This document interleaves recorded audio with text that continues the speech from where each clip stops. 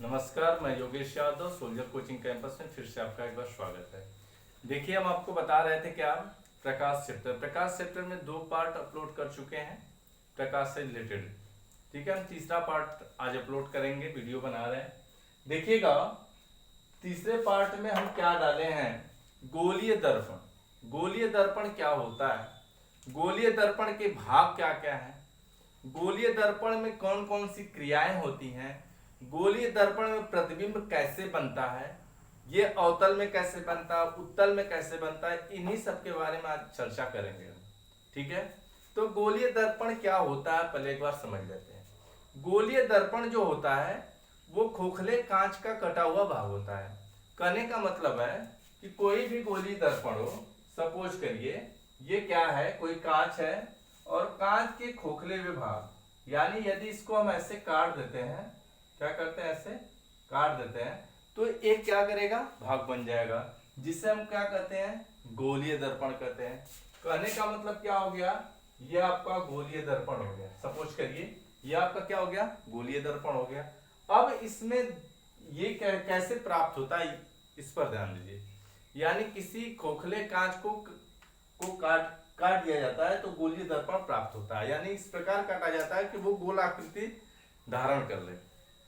अब ध्यान दीजिएगा, गोलीय दर्पण में एक चीज और ध्यान देते हैं कि गोलीय दर्पण बनता कैसे।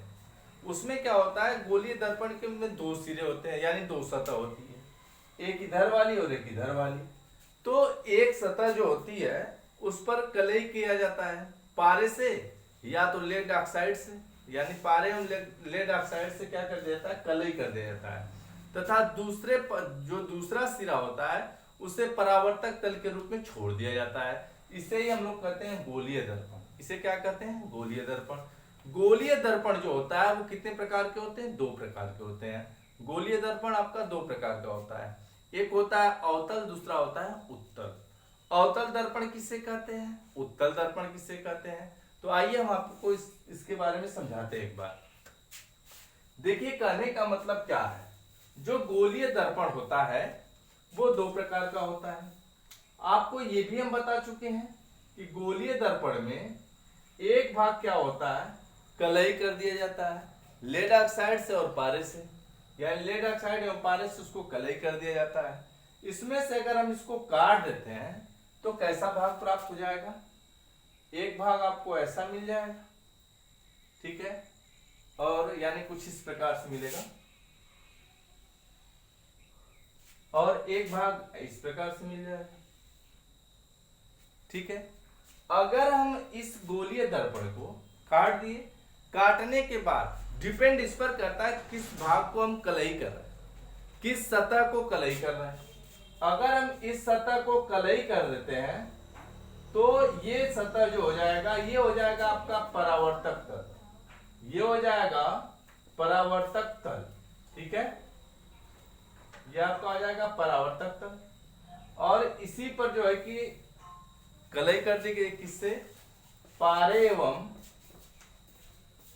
लेड ऑक्साइड से। ठीक है, पारे एवं लेड ऑक्साइड से, तो इसे हम कहते हैं उत्तल। यानी उत्तल दर्पण किसे कहते हैं, ऐसा दर्पण जिसका परावर्तक तल उभरा हुआ होता है उसे हम कहते हैं उत्तल दर्पण। यानी कि ऐसा दर्पण जिसका परावर्तक तल उभरा हुआ होता है उसे हम कहते हैं उत्तल दर्पण। अब देखिए, अवतल दर्पण किसे कहते हैं। अवतल दर्पण का मतलब, यदि हम क्या करते हैं, जो गोलीय दर्पण काटने के बाद प्राप्त हो रहा है उसके उभरे हुए भाग को यदि हम कलई कर देते हैं, यानी इसके उभरे हुए भाग को यदि हम कलई कर देंगे तो ये भाग जो दबा हुआ भाग है ये आपका कहलाएगा परावर्तक तल। इसे बोलेंगे हम लोग परावर्तक तल। ठीक है, इसे क्या करते हैं, यानी कि अवतल दर्पण किसे कहते हैं, ऐसा दर्पण जिसका परावर्तक तल दबा हुआ हो उसे हम क्या कहते हैं, अवतल दर्पण कहते हैं। यानी अवतल दर्पण किसे कहते हैं, ऐसा दर्पण जिसका परावर्तक तल दबा हुआ हो उसे हम अवतल दर्पण कहते हैं। अवतल दर्पण की कुछ विशेषताएं या इसका उत्तल दर्पण कुछ विशेषताएं के बारे में समझ लेते हैं हम लोग, ध्यान दीजिएगा। कैसे ध्यान देंगे, देखिए आपको ट्रिक के माध्यम से हम बता देंगे कि किसका प्रतिबिंब कहां बनेगा। अगर वस्तु कहीं रखी गई है तो कौन सी वस्तु कहां बनेगी, किस वस्तु का प्रतिबिंब कहां बनेगा, और वस्तु को कहां रखा जा रहा है तो प्रतिबिंब कहां बनेगा। इसके बारे में हम कैसे जानेंगे, तो पहले इसके बारे में अच्छे से समझ लेते हैं। जो अवतल दर्पण होता है, अवतल दर्पण इस पर डिपेंड कर रहा है कि वस्तु कहां रखी गई है। मान लीजिए हम अवतल दर्पण है, इस अवतल दर्पण में, यह आपका अवतल दर्पण हो गया, इसे बोलते हैं हम लोग मुख्य अक्ष, इसे बोलते हैं हम लोग मुख्य अक्ष बोलते हैं, ठीक है। ये अवतल दर्पण के मध्य में होना चाहिए, यानी दर्पण के मध्य में से जो रेखा जाती है उसे मुख्य अक्ष कहते हैं, ठीक है। तो इसे हम बोलते हैं क्या, पोल, यानी क्या, इसको हिंदी बोलते हैं ध्रुव, ध्रुव यानी क्या, पोल, ठीक है। अब क्या होता है, इस साइड मान लेते हैं कहीं पर बिंदु क्या है, अनंत है, अनंत से कुछ दूरी पर क्या मान लेते हैं, वक्रता केंद्र है। इसके बाद क्या मान लेते हैं हम लोग, फोकस दूरी है, ठीक है। तो कहने का मतलब क्या है, ये आपका हो जाएगा। अब देखिए ध्रुव किसे कहते हैं, ध्रुव किसे कहते हैं, कहने का मतलब दर्पण से, दर्पण को मुख्य अक्ष जिस बिंदु पर काटता है उसे उस दर्पण का ध्रुव यानी पोल कहते हैं, ठीक है। ध्यान से देखिएगा, वक्रता केंद्र किसे कहते हैं, ठीक है। गोलीय दर्पण के केंद्र को वक्रता केंद्र कहते हैं, यानी इसके केंद्र को ही हम वक्रता केंद्र कहते हैं। वक्रता केंद्र और पोल के मध्य बिंदु को हम फोकस बिंदु कहते हैं। वक्रता केंद्र और पोल के मध्य बिंदु को हम फोकस बिंदु कहते हैं, ठीक है। तो इसके बारे में आप समझे, पोल किसे कहते हैं, मुख्य अक्ष किसे कहते हैं, फोकस किसे कहते हैं, और वक्रता केंद्र के आप किसे कहते हैं। ध्यान दीजिए, ये जो होता है आपका, इस साइड अगर कलई कर दिया गया है पारम लेड ऑक्साइड से, तो ये बन जाएगा आपका अवतल दर्पण। इसे बोलेंगे कौन सा दर्पण है, अवतल, अवतल दर्पण है। तो अवतल दर्पण में क्या आपको ध्यान देना है, वस्तु को कहां रखेंगे तो प्रतिबिंब कहां बनेगा, ठीक है। जैसे हम क्या करते हैं, मान लेते हैं कि एक अनंत है, वस्तु को हमने यहां रख दिया, फिर यहां रख दिया दूसरा बिंदु, ये हो गया आपका तीसरा बिंदु, ये हो गया आपका चौथा बिंदु, ये हो गया आपका पांचवा बिंदु, और ये हो गया आपका छठवां बिंदु, ठीक है। तो अब ध्यान देना है किसका प्रतिबिंब कैसे बनेगा।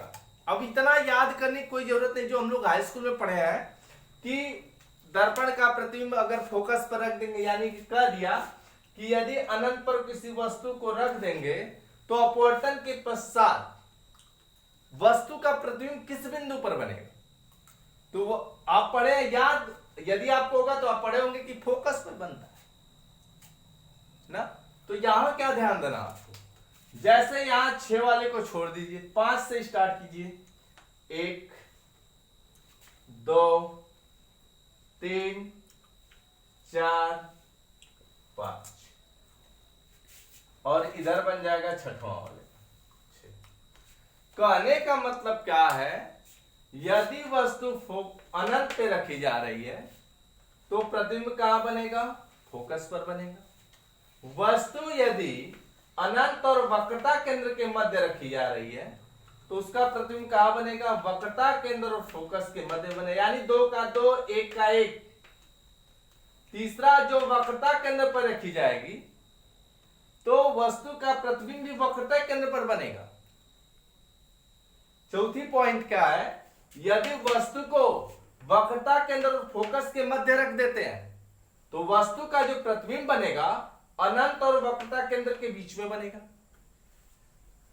पांचवा क्या है, यदि वस्तु को हम फोकस पर रख देते हैं तो उसका जो प्रतिबिंब बनेगा वो कहां बनेगा, अनंत पर बनेगा। छठवां पॉइंट है, यदि वस्तु को फोकस और ध्रुव के मध्य में रख दिया जाता है तो वस्तु का जो प्रतिबिंब बनेगा दर्पण के पीछे बनेगा।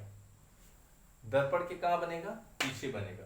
एक ऐसी यही पॉइंट है, जिस पर दर्पण के पीछे बनेगा, नहीं तो प्रत्येक समय चाहे जिस बिंदु पर आप रख दें अवतल दर्पण में हमेशा प्रतिबिंब बाएं तरफ बनता है।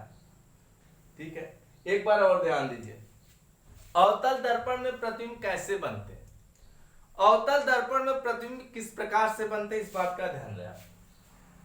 ये हो गया अवतल दर्पण। पहले समझ लो अवतल दर्पण किसे कहते हैं। ऐसा गोलीय दर्पण जिसका परावर्तक तल दबा हुआ होता है उसे हम कहते हैं अवतल दर्पण, पहली बात। दूसरी बात, हम मुख्य अक्ष किसे कहते हैं। दर्पण के मध्य बिंदु से होकर जाने वाले अक्ष को मुख्य अक्ष कहते हैं। पोल किसे कहते हैं, यानी ध्रुव किसे कहते हैं। दर्पण के मध्य बिंदु को ध्रुव कहते हैं जिससे मुख्य अक्ष होकर जाता है। फोकस किसे कहते हैं, वक्रता केंद्र और ध्रुव के मध्य बिंदु को फोकस बिंदु कहते हैं।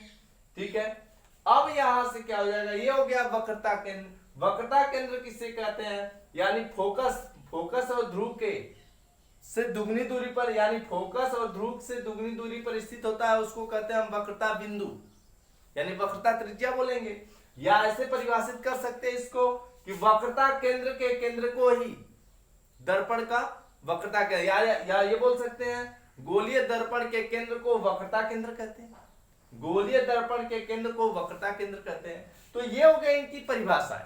प्रतिबिंब कैसे बनते हैं, यदि वस्तु को अनंत पर रखेंगे तो प्रतिबिंब कहां बनेगा। वस्तु को अनंत से फोकस वक्रता केंद्र के मध्य रखेंगे तब कहां बनेगा। वस्तु को वक्रता केंद्र पर रखेंगे तब कहां बनेगा। वस्तु को वक्रता केंद्र और फोकस के मध्य रखेंगे तब कहां बनेगा। वस्तु को फोकस पर रखेंगे तब कहां बनेगा। वस्तु को फोकस और ध्रुव के मध्य कहीं रख देंगे तब कहां बनेगा। तो इस बात का ध्यान इस ट्रिक के माध्यम से आप समझ सकते हैं। यानी ये हो गया आपका ट्रिक के माध्यम से आप समझ सकते हैं कि किस बिंदु का प्रतिबिंब कहां बनेगा। यदि वस्तु को अनंत पे रख देते हैं तो हम क्या करते हैं, 1 2 3 4 ऐसे करके 5 6 डाल लेते हैं नंबर। अब आपको बस यही ध्यान में रखना है, कितने नंबर, 6 नंबर। अब 6 नंबर को कैसे दिखाया गया इसमें दर्शाना, हमको यही सीखना, आपको दिमाग में यही बस बैठाना है। आपको इतना ही बैठा लेना है कि 1 2 3 4 5 6 कहां कहां इंगित करना। तो हमने इंगित कर दिया ये अनंत पे है। दूसरा क्या है, यदि वस्तु को अनंत से और वक्रता केंद्र के मध्य किसी भी बिंदु पर रख दे। तीसरी पॉइंट क्या है, वक्रता केंद्र पर रख दे। तो इस प्रकार रखा गया है। तो यहां पर छोड़ देंगे 6 को, 6 के छोड़ने के बाद 1 से यहां से स्टार्ट कर देंगे, 1 2 3 4 5 और यहां पीछे 1 हो जाएगा 6 पीछे रहेगा। अब ध्यान दीजिएगा, वस्तु को अगर इंफिनिटी पर रख देते हैं तो प्रतिबिंब फोकस पर बनेगा।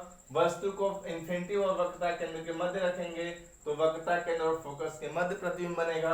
यदि वस्तु को वक्रता केंद्र पर रख देते तो फोकस भी वक्रता केंद्र, प्रतिबिंब भी वक्रता केंद्र पर ही बनेगा। यदि वस्तु को हम वक्रता केंद्र और फोकस के मध्य रखते हैं तो प्रतिबिंब अनंत और वक्रता केंद्र के मध्य बनेगा। यदि वस्तु को हम फोकस पर रख देते हैं तो प्रतिबिंब जाकर अनंत पर बनेगा।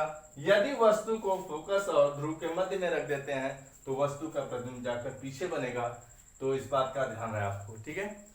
अब ध्यान दीजिएगा, आपको हम क्या बताएंगे इसमें, उत्तल दर्पण, अपसारी अभिसारी के बारे में बताएंगे आपको।